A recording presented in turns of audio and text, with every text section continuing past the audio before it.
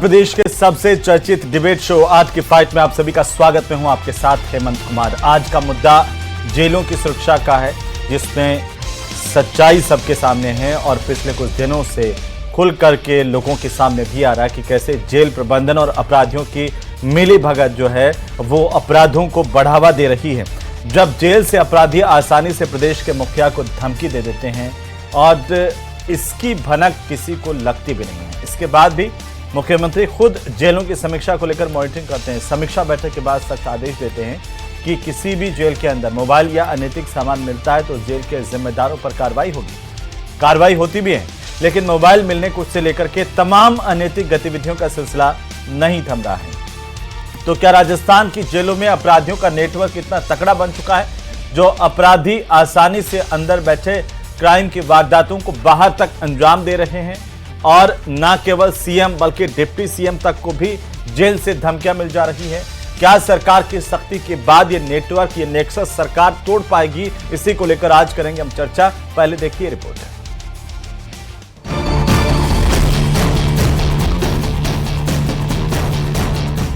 राजस्थान की जेल अवैध गतिविधियों का खेल, जेल से धमकी और वसूली का खेल।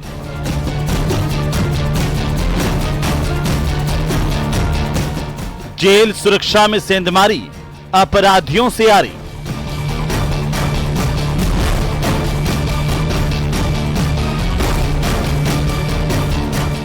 सरकार की सख्ती, अब की बार सुरक्षा की पुख्ता तैयारी।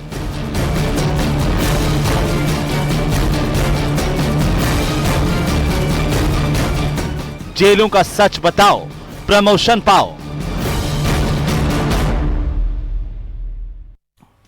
तो जेलों का सच बताओ, प्रमोशन पाओ, ये ऐसा इसलिए क्योंकि जेल से लगातार न केवल सरकार के मुखिया यानी कि मुख्यमंत्री और उप मुख्यमंत्री तक को जेल से धमकियां मिल रही हैं, बल्कि अपराधी बाहर तक अपने गठजोड़ की वजह से अपराधों को बेधड़क अंजाम दे रहे हैं। जेल के भीतर बैठे बैठे बाहर जो अपराध का नेक्सस चल रहा है उसी पर सरकार कार्रवाई कर रही है। हमारे साथ खास मेहमान, सबसे पहले मैं परिचय करवा दूं, हमारे साथ विकास सोमानी है, भारतीय जनता पार्टी के प्रवक्ता। आरसी चौधरी हमारे साथ कुछ समय में जुड़ेंगे कांग्रेस पार्टी की तरफ से। बहरहाल योगेंद्र जोशी जी हमारे साथ में, पूर्व पुलिस अधिकारी रहे हैं, और साथ ही साथ वरिष्ठ पत्रकार भी हमारे साथ हैं, आशुतोष रावत जी। आप तीनों का बहुत स्वागत है। और सबसे पहले योगेंद्र जोशी जी, डीजी जेल कह रहे हैं गोविंद गुप्ता जी की जेल की सच्चाई बताने वाले जेल कर्मचारियों को प्रमोशन देंगे, उनको मोटिवेट करेंगे। क्या मायने समझे हम इसके कि डीजी जेल को जेलर पर भरोसा नहीं है, जो ऊपर के सुपरिटेंडेंट है उन पर भरोसा नहीं है, या फिर सरकार एक अपराधियों का जो जेल प्रबंधन के साथ नेक्सस है वो तोड़ नहीं पा रही है, या अपराधी बेलगाम हो रहे हैं? कैसे देखें हम इसे? किसी पे भरोसा नहीं, डीजी जेल को अपने आप में ही भरोसा नहीं है। उनको अगर भरोसा होता ना अपने आप में तो वो इस तरह की चीज नहीं कहते जो उन्होंने कहा है। क्या ये संभव है कि अंदर की सूचनाएं कोई सिपाही लाके दे देगा और उसको इनाम दे देंगे ये गोपनीय तौर पर कि भाई इसका प्रमोशन क्यों हुआ है, और अंदर की सूचना वो बाहर लाके दे देगा? क्या अजीब सी बात की है। अभी कुछ दिन पहले हेमंत कलाल आईपीएस और मजिस्ट्रेट गए थे जोधपुर जेल में चेक करने। उनको जेल के अंदर नहीं घुसने दिया, मजिस्ट्रेट को और आईपीएस अधिकारी को, गृह विभाग के आदेश होने के बाद। मैं ये कह रहा हूं कि जेल ये वो सुधार गृह जेल नहीं है, ये एक बहुत बड़ा उद्योग है। आप ये देखिए, जेल के अंदर कोई भी, मैं आपको बताऊं, जेल में कोई भी अपराधी जाता है, ये टीवी पे देखते रहते हैं अपराधी कि किसको आज जेसी हुआ है, किसको पीसी हुआ, किसको सजा हो गई।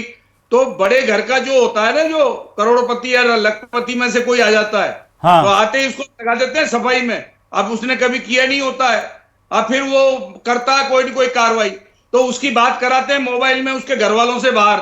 और बाहर जो है घर वाले परेशान होकर पहले तो मोबाइल रिचार्ज करवाते हैं और फिर एक जगह निश्चित बताई जाती है, वहां उस व्यक्ति को पैसे जमा कराए जाते हैं। ये एक बहुत बड़ी चीज है जेल के अंदर। और जेल के अंदर नंबरदार और बाड़ादार जो इंचार्ज है वहां के, उनकी चलती है, या जेल के सिपाहियों की नहीं चलती। ये बाड़े के अंदर घुस नहीं सकते सिपाही। अगर ये घुस जाते हैं तो अपराधी इनको कम्बल डाल के ठोकते हैं अच्छी तरह से। तो ये कहना और ये जो कार्रवाई कर रहे हैं ना, नीचे निम्न श्रेणी के कर्मचारियों को ये सस्पेंड कर देते हैं। मुझे दुख होता है कि ये राजस्थान में पहली बार है कि 4 बार तो मुख्यमंत्री को धमकी दे दी और अब मुख्यमंत्री को धमकी दे दी। अच्छा, वो धमकी दे रहे हैं जो जेल में मौजूद हैं और उनका ये कुछ नहीं बिगाड़ पा रहे। क्यों? क्योंकि वो आजीवन कारावास की सजा, किसी को 10 साल की सजा है। भय व्याप्त नहीं है, भय खत्म हो गया। और ये डीजी जेल ने जो बात निकाली है, ये कोई पंचायत का सरपंच थोड़ी है जो इसने ये कह दिया मैं इनाम दे दूंगा। वहां पता नहीं चलेगा कि इस कांस्टेबल को इनाम किस बात का दिया जा रहा है। वाह भाई वाह, बड़ी अजीब सी बात कह दी। मैं कह रहा हूं मुख्यमंत्री जी अभी चेत जाइए, ये इस प्रकार के डीजी जो ये चौंचलेबाजी कर रहे हैं, पहले इस प्रकार के अधिकारियों का इलाज करिए, इन जेल सुपरिंटेंडेंट का इलाज करिए जिन्होंने बंदियां खाते हैं, बंदियां लेते हैं। ये सिपाही और नीचे के कर्मचारी अपनी मर्जी से किसी को मोबाइल लाके नहीं देते, किसी को किसी से बात नहीं करने देते। अगर ऐसा होता तो हेमंत कलाल जेल में जाकर के तलाशी ले सकता था, लेकिन ये वहां के सुपरिंटेंडेंट, जेलर, डिप्टी सुपरिंटेंडेंट, ये सब अपराधियों से मिले हुए रहते हैं। अभी तो योगेंद्र जी कह रहे हैं कि 11 जो जेल कर्मी हैं वो सस्पेंड किए हैं। बड़े बड़े व्यापारियों को धमकी दे रहे हैं, विदेशों से पैसा वसूल रहे हैं। ये आ रहा हूं जोशी साहब मैं आ रहा हूं। बहुत बड़े बड़े सवाल आपने उठाए हैं। आशुतोष जी, एक छोटी सी टिप्पणी आपसे भी चाहता हूं कि कैसे हम इसे देखें, क्योंकि जोशी साहब ने तो बहुत सारे गंभीर सवाल खड़े किए हैं कि ये सिस्टम नहीं बदल रहा है, ये ढर्रा नहीं बदल रहा है, ये सिर्फ दिखावा है ऊपर से। बिल्कुल हेमंत जी, देखिए मुखबिर योजना कई जगह बहुत अच्छे से काम कर रही है। मुखबिर योजना में बुराई नहीं है, लेकिन पुलिस विभाग में, और वो भी खास तौर पर जेल में तैनात कर्मियों के साथ में पुलिस कैसे इस मुखबिर योजना को लागू कर पाएगी, ये थोड़ा सा अटपटा जरूर लगता है। क्योंकि देखिए मुखबिर योजना की सफलता निर्भर करती है आपकी प्रोत्साहन पर। क्या आप उसको प्रोत्साहित कैसे करते हैं, वह राशि के तौर पर करते हैं या प्रमोशन के तौर पर करते हैं। तो निश्चित तौर पर जो जोशी साहब ने जो सवाल उठाए कि अगर किसी पुलिसकर्मी को इनाम मिलेगा, चाहे वो फाइनेंशियल एड के तौर पर हो चाहे प्रमोशन के तौर पर हो, तो निश्चित तौर पर डिपार्टमेंट के अंदर भी लोगों को पता चलेगा कि कौन इस मुखबिर योजना में शामिल हो रहे हैं। तो ऐसे में निश्चित तौर पर जो सवाल जोशी साहब ने उठाए हैं वो प्रैक्टिकल है कि प्रैक्टिकली क्या इसको आदेश तो जारी कर दिया डीजी जेल ने, लेकिन क्या ग्राउंड पर इसको इंप्लीमेंट किया जा सकता है, निश्चित तौर पर ये देखने वाली बात है। और क्योंकि प्रैक्टिकली मुझे भी लगता है कि शायद इसको धरातल पर उतारा नहीं जा सकता है। हेमंत जी बिल्कुल, लेकिन लगातार देखिए ये बहुत गंभीर है। सरकार के लिए भी इस नेक्सस को तोड़ना सिर्फ दावे नहीं है। सोमानी साहब, मैं आपके पास आता हूं, उससे पहले हमारे साथ एक और खास मेहमान जुड़ चुके हैं, परिचय उनका भी करवा दूं। कांग्रेस पार्टी के प्रवक्ता हमारे साथ जुड़ चुके हैं, आरसी चौधरी जी। चौधरी साहब, आपका भी बहुत स्वागत है। एक टिप्पणी आपकी चाहता हूं इस पर। डीजी जेल है गोविंद गुप्ता, उन्होंने आदेश निकाला है कि जेल कर्मी जो हैं, जो जेल प्रहरी जो हैं, वो ला करके जेल के भीतर की सूचनाएं देंगे और इस तरह से जो जेल प्रबंधन और अपराधियों के बीच में जो नेक्सस चल रहा है उसको तोड़ने का काम सरकार करेगी। मैं जो योगेंद्र शर्मा जी को सुन रहा था और आशुतोष जी को सुन रहा था, उसके बाद में जो डीजी साहब का जो आदेश है वो ये लग रहा है, और इस पे मैं 2 बातें कहना चाहूंगा। सरकार ही जब दलाली करे ईमान कहां से आएगा, हर सिक्के पे बोली लगे तो इंसाफ कहां से आएगा। लिखे जो कानून खुद चोरों के हाथों भ्रष्टाचार की पर्ची राजस्थान की यादगार रहेगी। रिश्वत के सिक्कों से हुकूमत चले तो इंसाफ भी नीलाम होगा और बेगुनाह भी सजा पाएगा। डीजी साहब ने जो आदेश निकाला, अपने महकमे पे अगर जो ऑनेस्ट जो लोग हैं उन्हें प्रोत्साहित करने के और बहुत से तरीके होते हैं।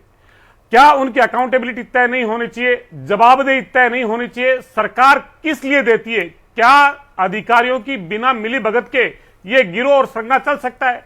क्या सरकार की बिना मंशा के पैरेलल में ये सरकारें चल सकती हैं?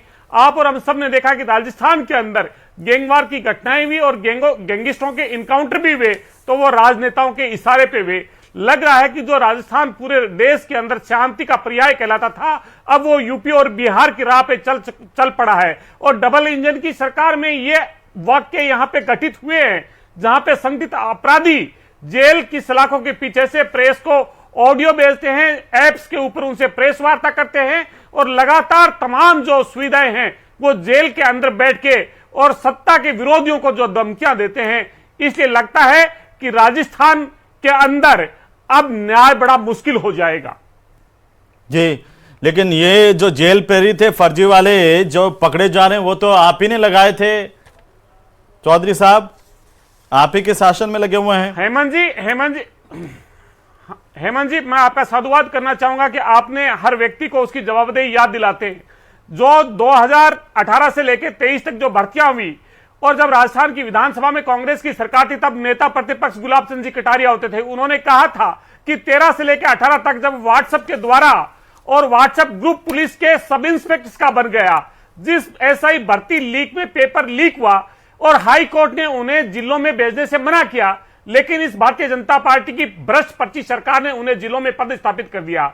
लेकिन लगाया किसने, एसआई बनाया किसने? चौधरी साहब और गुलाब चंद कटारिया की आगे की पंक्तियां भी याद कर लीजिए। वो रो पड़े थे और दुखी होके आपकी सरकार से गुजारिश की थी कि देखिए कांग्रेस की सरकार है, इस वक्त अगर आप ये नेक्सस नहीं तोड़ेंगे तो राजस्थान के लाखों युवाओं के साथ अन्याय होगा। आप कोचिंग सेंटर्स पर कार्रवाई कीजिए, आप पेपर माफिया को तोड़िए, वरना ये जमाना आपको माफ नहीं करेगा। ये शब्द भी गुलाब चंद जी के सदन में।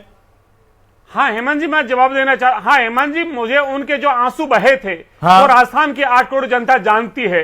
तो आपने तो कोई कार्रवाई चौधरी साहब नहीं की थी ना? हम जानते। प्लीज मुझे अवसर तो दीजिए प्लीज। हाँ। सर अवसर दीजिए। देर से मैं ये कहना चाहूंगा 13 से 18 तक जब पेपर लीक होते थे मीडिया आवाज उठाता था, तमाम सब चीजें होती थी, सरकार ने कभी इस बात को माना नहीं, कोर्ट को इंटरवीन करना पड़ा। लेकिन हमारे शासनकाल में अगर एंटी चीटिंग एक्ट लेके आए तो कांग्रेस की सरकार लेके आई, और जब संसद सदन में लेके आई थी तब भारतीय जनता पार्टी के नेता कहते थे इतने सख्त कानून की जरूरत क्या, और ये कहते थे बड़े मगरमच्छ हैं, बड़े गिरोह हैं। मैं आज पूछना चाहता हूं, 1.5 साल बीत गए, जब मंत्रियों के नाम लेते थे, अधीनस्थ बोर्ड के चेयरमैनों के नाम लेते थे, सीएम के ओएसडी के नाम लेते थे और तमाम सब चीजें कह रहे थे, अगर उन्हें जेल की सलाखों के पीछे नहीं भेजा, इसका मतलब आपने राजनीतिक सियासत की है, राजनीतिक सियासत की है और राजनीतिक सियासतों के लिए राजस्थान के युवा को गुमराह किया है, और आज वही संगठित गिरोह है वो जेल की सलाखों के पीछे से चल रहे हैं। ठीक है, सोमानी साहब जवाब दीजिए। देखिए, मुख्यमंत्री को, सूबे के मुखिया को 4 बार जेल से धमकी देने का दुस्साहस अपराधियों ने किया है, और अब डीजी जेल कह रहे हैं कि जो जेल कर्मी हैं उनको वे प्रोत्साहन योजना चला करके जेल के भीतर जो खराब हो रहा है उसकी जानकारी ले लेंगे। अब सवाल जोशी साहब ने भी उठाए कि क्या आपको अपने जेलर पर भरोसा नहीं है? अगर जेलर वहां पर जिम्मेदार है तो उसको हटाइए ना। क्या आपको जेल के सुपरिटेंडेंट पर भरोसा नहीं है? अगर वो जिम्मेदार है तो उसको हटाइए। ना केवल सीएम को बल्कि डिप्टी सीएम को भी जेल के भीतर से धमकियां मिल रही है। हेमंत जी, मैंने बहुत धैर्य से इनको सुना है। मेरा भी आपसे ये अनुरोध है कि आप भी मेरी बात को सुने। मैं ये कहना चाहूंगा कि माननीय मुख्यमंत्री बजरंग शर्मा जी स्पष्ट रूप से कह चुके हैं कि मजिस्ट्रेट और संबंधित जिलों के एसपी जो है जेल का एक बार वहां जाएं और उस पर अवलोकन करें कि वहां की स्थिति क्या है। पहली बात ये। दूसरी बात ये कहना चाहूंगा कि 2024 में जब 30 मार्च को, 30 अगस्त को और जो 12 जुलाई को विभिन्न जेलों में, उदयपुर जेल में, जोधपुर जेल में और जयपुर जेल में जहां जहां सर्च अभियान चला, तो माननीय मुख्यमंत्री बजरंग शर्मा जी ने जब शपथ ली उसके बाद से लगातार जेलों में अभियान चल रहा है, और ये अभियान के चलने के कारण ही वहां पर जो अंदर कैदी हैं वो कई तरह से बोगला के और नाना प्रकार से जो फोन कर रहे हैं, तो पुलिस की मुस्तैदी है। मैं आपको सुनिए चौधरी जी, मैं बात बोल रहा हूं पूरी आपको। और जहां जहां है जो अभियान चलाया उसमें चाहे 22 मोबाइल मिले, चाहे पुड़िया मिली, और उसके खिलाफ कार्रवाई की गई। और वर्तमान में जो डीजी जेल ने जो आदेश दिए, माननीय मुख्यमंत्री जी ने जब इसकी समीक्षा बैठक की और उसके बाद जो आदेश जारी हुए हैं कि उस आदेश के अनुसार हर जेलों के निरीक्षण और निरीक्षण के साथ साथ मुख्य प्रहरी और प्रहरी जहां भी ये प्रतिबंधित सामग्री जो अंदर जाती है, तो हर जेल में हर पोस्ट का, पद का एक अपना दायित्व है कि प्रहरी और मुख्य प्रहरी के माध्यम से अगर इस तरह की सीमें जा रही है। और आप बताइए कि जहां जहां जिसकी जानकारी दी गई कि जो जेल है, जेल में एक मेल नर्स था, मेल नर्स ने जानकारी दी कि प्रहरी के माध्यम से सीम अंदर गई है, तो उसको बर्खास्त किया गया, बर्खास्त की कार्रवाई कर दी गई, सेवा से बाहर कर दिया गया। और बार बार जब चौधरी जी जब न्यूज 18 के माध्यम से मैं कई बार डिबेट देखता हूं तो ये डिबेट में कई शेरो शायरी सुनाते हैं। मैं एक बात कहना चाहता हूं कि कहीं ना कहीं जब माननीय मुख्यमंत्री बजरंग शर्मा जी सख्त एक्शन ले रहे हैं और डबल इंजन सरकार जो काम कर रही है, तो आप ये मान के ये तो शेरो शायरी से ही काम चला रहे हैं। अपराधी तो देखिए ये गाथा गाने से कोई मतलब नहीं नहीं, इन्होंने ये नहीं बताया हमने किया क्या। अरे क्या तुम्हारे मुख्यमंत्री को 4 बार धमकी मिली है? और 11 तमाम अंदर से प्रेस वार्ताएं हो रही है, गैंगवार की घटनाएं हो रही है, और ये तमाम चीजें भाजपा शासन के दौरान होती है, और आप यहाँ पे चालीसा पढ़ रहे, गुंडान चालीसा पढ़ रहे, गुंडान चालीसा नहीं बताइए। सरकार जो एक अपराध का संगठित और भ्रष्टाचार का जो काम करने का कर रही है, यही वो आदेश है। क्या वजह है कि आपको कर्मचारियों को मुक्ति पड़ रहा है? छुड़ा के ले गए अपराधियों। अरे किसकी बातें कर रहे हैं आप? पता नहीं, जानते नहीं, आपको पता नहीं क्या हुआ था? कुछ भी। आपको पता नहीं कि बीकानेर जेल में कानून हत्याकांड कब हुआ था? आपको ये पता नहीं कि जो लॉरेंस बिश्नोई ने किस जगह से प्रेस वार्ता की थी? अरे ऐसी बातें कर रहे हैं आप। राजस्थान को यूपी और बिहार मत बनाइए, यूपी और बिहार मत बनाइए। अपराधी किसी का नहीं होता। कांग्रेस का जो है जो भ्रष्टाचार है, उस भ्रष्टाचार का अखंड जो डूबा उसको साफ करने में समय लग रहा है। और जो बार बार आप देखिए, मैं कहना चाहूंगा मैंने सरकार की भ्रष्टाचारी को उजागर किया। कांग्रेस मैं कह रहा हूँ किस चीज का इनाम कौन तय करेगा? जवाबदेही कौन तय करेगा अधिकारियों की? ठीक है हेमंत जी, मैं एक बात कहना अभी चाहूंगा। जोशी साहब कह रहे थे हमारे साथ कि भाई देखिए, बीजेपी के प्रवक्ता के पास में गुणगान चालीसा पढ़ रहे मुख्यमंत्री का, नहीं, सत्य एक बता रहे हैं। पहलू ही नहीं है इनके पास में जो आपके बोलने के लिए जेल के अंदर कोई लागू किया हो इन्होंने। ये कह रहे हमने वहां पे रेड मारी, वहां पे हमने किया। ये तुम्हारी जवाबदेही है कि तुम्हें एक काम होना चाहिए। जेलों की हालत उदाहरण दे रहे हैं, 3 जेलों में हम गए। जेलों में अगर ये फोन से धमकी जेल से लेके अपराध की सरकार चला रही है, भाजपा लोगों को इमीडिएट गिरफ्तार, भाजपा सरकार अपराध की सरकार चला रही है, किया गया है। संगठित अपराध और जेल को जाके देखे, जेल को जाके देखे आप, जेल के हालात आपको पता है किस तरह से। सोमानी साहब अभी जोशी जी कह रहे थे कि आप कह रहे निरीक्षण करें। ये निर्देश तो दे दिए, लेकिन निरीक्षण करने देंगे तब निरीक्षण करेंगे ना। आप देखिए, हेमंत कलाल गृह विभाग की परमिशन से गए थे, उनको जेल में घुसने तक नहीं दिया गया। तो आपको अगर हटाना है तो ऊपर से कार्रवाई कीजिए ना। नीचे के जेल पैरी वो तो आधे खुद आप भी की रिपोर्ट्स कह रही हैं कि आधे से ज्यादा जो फर्जीवाड़े से लगे हुए हैं। आप अधिकारियों को तो पाबंद कीजिए, वही अधिकारी लगे हुए हैं ज्यादातर। जो ये सवाल बार बार आता है कि कांग्रेस राज में जो अधिकारी लगे थे वही अधिकारी पूरा प्रदेश चला रहे हैं, तो बदलाव कैसे होगा सर? हेमंत जी, अधिकारी चाहे कांग्रेस सरकार का बीजेपी सरकार का नहीं होता। अधिकारी तो अधिकारी अपनी नौकरी करेंगे, और ये कोई उद्देश्य नहीं है जैसे कांग्रेस सरकार में हुआ करता था कि मनचाहे अधिकारी को जहां पोस्टिंग कर दिया गया और वहां अपने हित के काम करवा लिए गए सरकार द्वारा। ऐसा यहां नहीं है। जो अधिकारी जहां मौजूद है वहीं काम करेंगे, कर्तव्य निष्ठा से काम करेंगे। आप दौसा जेल, टोंक जेल, मैं ये नहीं कहना चाहूंगा जिस तरह का फोन किया और जो अपराध घटित किया है तो उसके खिलाफ कार्रवाई की गई है। और बार बार जो शेरो शायरी के माध्यम से कहना चाहते हैं, मैं एक बात कहना चाहता हूं कि लूबी चलती थी तो वादे सभा कहते थे, पांव फैलाए, अरे वो बता दीजिए उनका अंजाम आपको पता नहीं है। आपसे पहले भी कई लोग थे जो अपने आप को खुदा कहते थे, सुधार के कोई कार्यक्रम चलाए हो, जब कार्रवाई कोई आपने वहां पे जेल के अंदर घटनाओं में कोई कमी लाए हो, वो नहीं बता सकते भारतीय जनता पार्टी के नेता। ये सिर्फ मुख्यमंत्री का गुणगान चालीसा पढ़ेंगे कि मैंने मुख्यमंत्री का भ्रष्टाचार गुणगान चालीसा।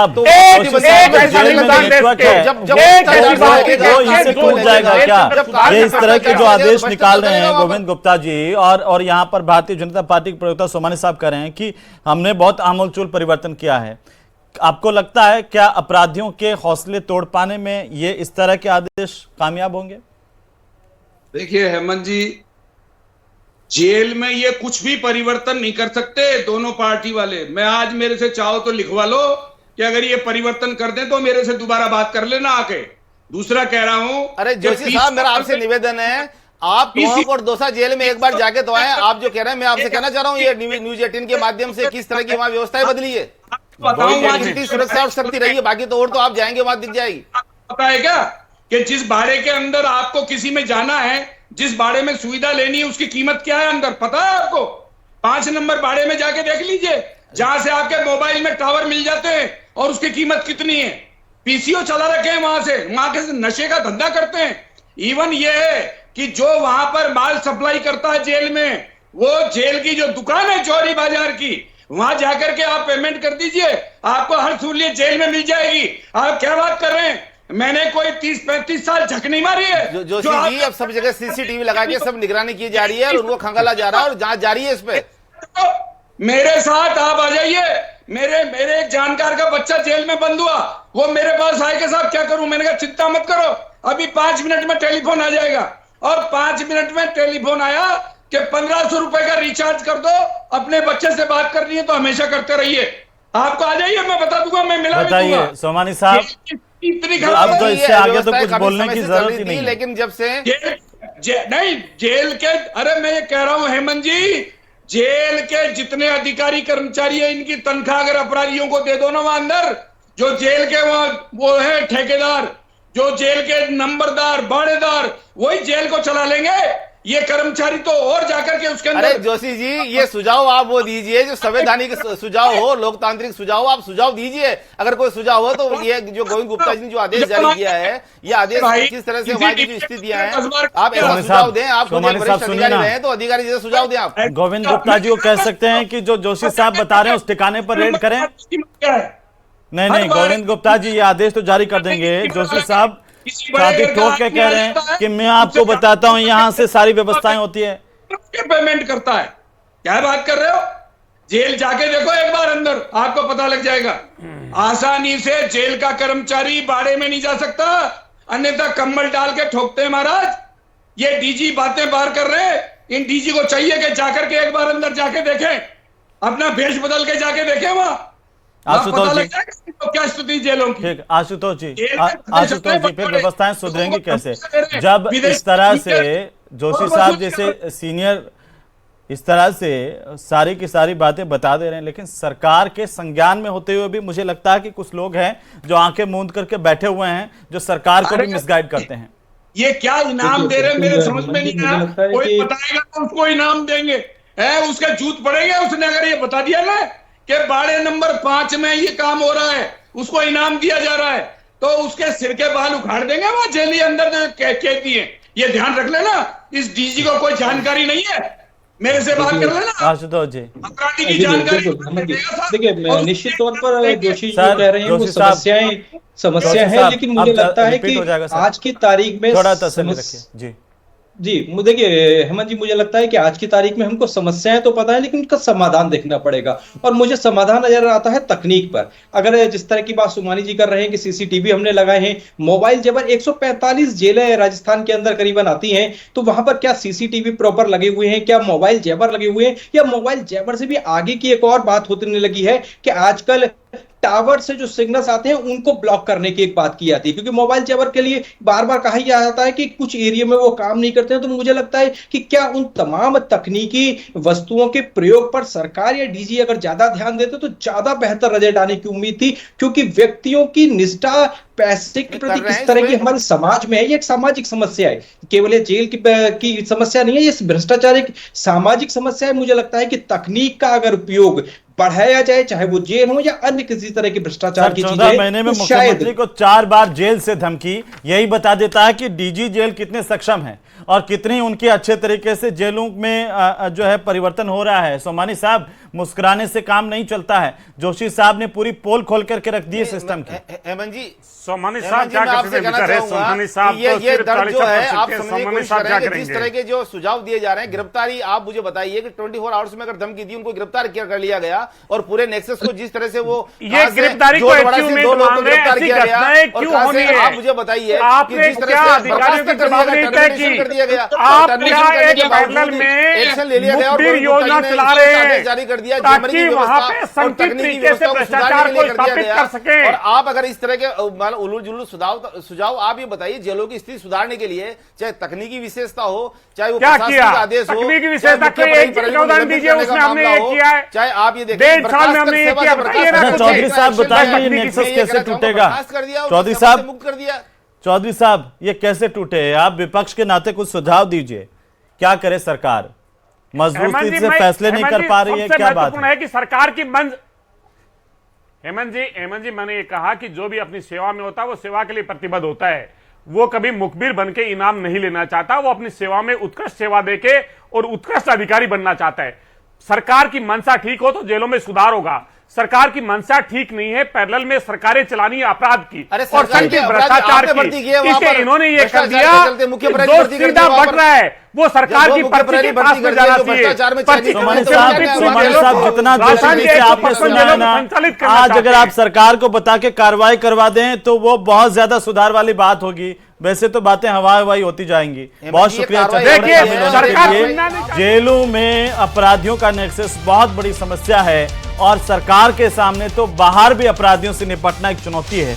देखते हैं कि कैसे सरकार निपटेगी, क्योंकि वादे दावे बड़े हैं।